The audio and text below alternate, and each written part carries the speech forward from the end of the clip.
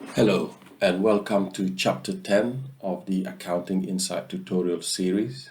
In this chapter, we are going to be looking at the double entry system of accounting. By now, after doing the exercises in this chapter, you'll have begun to appreciate that every transaction has two aspects to it. The value of what flows into the business, we call those debits, and the value of what flows out of the business, we call them credits. This duality arises as a natural result of entering into a transaction of exchange. And a diagram here shows what we're talking about. So you can see point of exchange or point of transaction, and to the left flows into the business debits and flows out of the business credits. This reality of transactions is reflected in accounting by the use of the double entry system of keeping records. This is a system that was invented in the 16th century by an Italian monk by the name of Fra Luca Bartolomeo Pacioli. So from the beginning of the book, double entries are what you have been doing. And if we look at chapter 1, your gross debtors, we look at our Excel sheet here. Gross debtors is what is expected to come into the business, cash coming into the business. And then 2, you got your net sales there. We analyze it there as net sales, 23,000, and the VAT 4,025. So the sales represent the value of goods flowing out of the business, and the VAT is a tax thereon that will flow out to the government. So those will be credits. Initially, most people think of the direction of cash flow when they think of keeping records. However, in accounting, we look at what the cash was exchanged for and record that as well. In implementing double entry, accountants use 2 columns to list the 2 directions of flows. So debits on the left and credits on the right. So if we take, for example, the invoice to John Smith, the first invoice that was issued by this company, the 4,700, in a double entry system of accounting, it would be recorded as follows. So you got debtors account here, John Smith, date, sales invoice number, and the amount there, 4,700 in the debit column, nothing in the credit side. And then you'd go to the sales account, which is in this case a profit and loss account, i.e. an account that records income and expenses, and you'd put 4,000 as a credit. You'd also then go to the VAT account and you'd record £700 as a credit.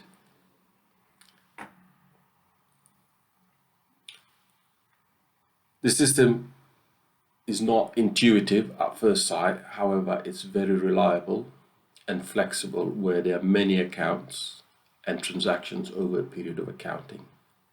And when you look at the system, when you add up all the debits, you get here 4,700, and when you add up all the credits, you also get 4,700.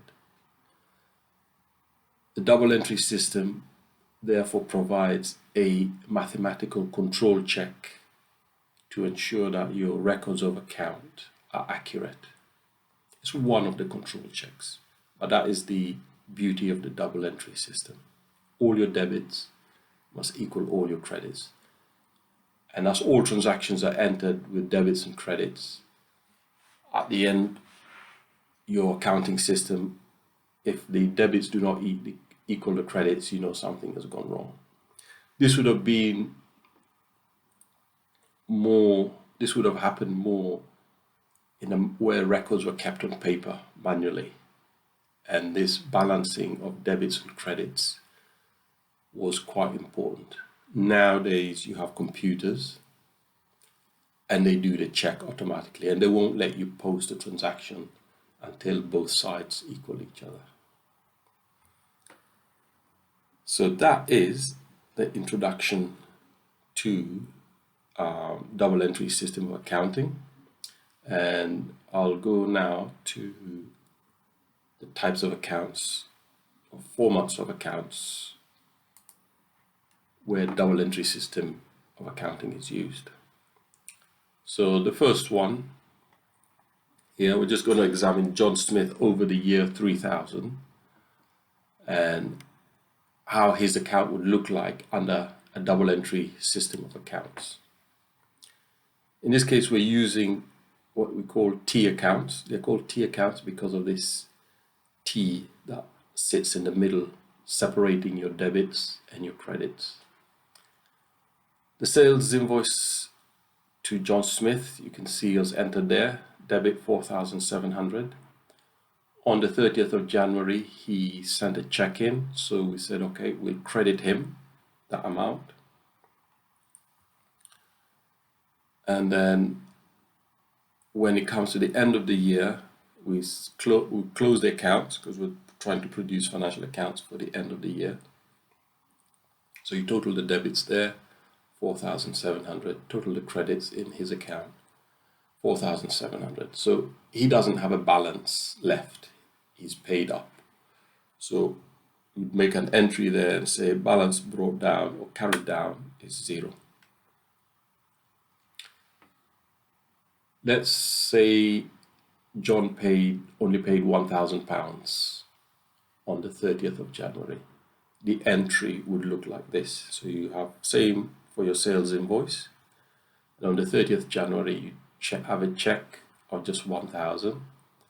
And at the end of the year, when you come to close this account off, you total your debits, you get 4,700. You will total your credits, you'll only have 1,000. And therefore it means you got a balance to carry down, which is the difference between your debits and credits of 3,700. So you make an entry. This is what would be done in manual set of accounts. You'll make an entry in there, 3,700, and call it balance carried down. You bring it down here, and then you can close off that year. So your totals equal 4,700, 4,700. And you start the new year with an opening balance for John Smith, or sorry, in this case it's January, with an opening balance for John Smith of 3,700. So this, in this case, we're saying they're closing accounts at the end of the month.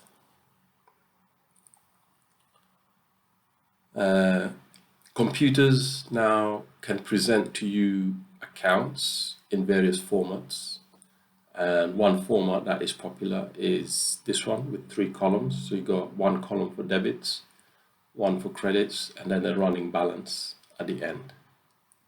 I find these useful. They help me understand what's going on in an account really quickly. There is another format where they just produce, the computer will produce just one column and will show debits as positives and credits as negatives. As you can see, all formats present the same information. So that is different formats of accounts. Now, we do have an exercise for you to practice double entry accounting. So if we go to the appendix and we look at Appendix F, double entry accounts and ledgers.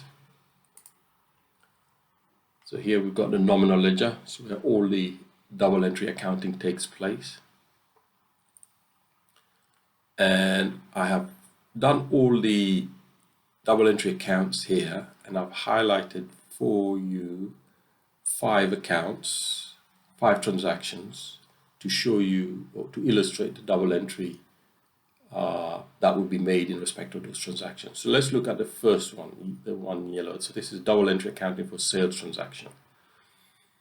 So you scroll through the accounts, and there you can see in the sales ledger control, also called the trade debtors control account, we have the sales invoice issued to John Smith.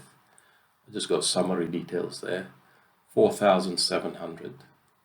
If we scroll down, we'll find the credits for that transaction.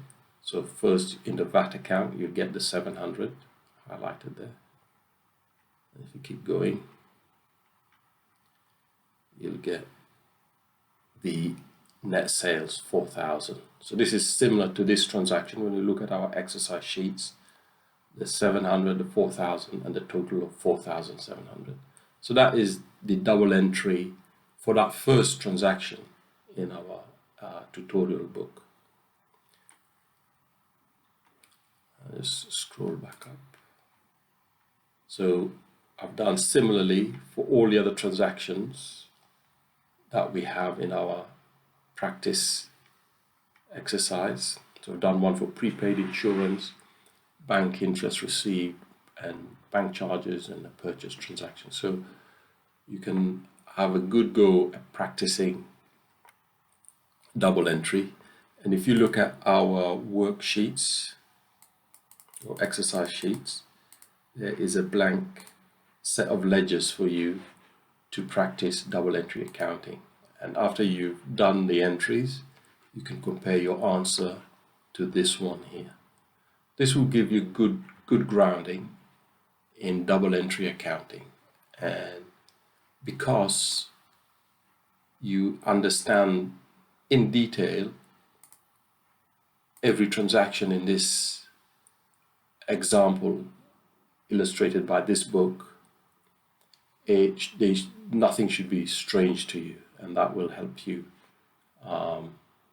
improve your double entry accounting skills.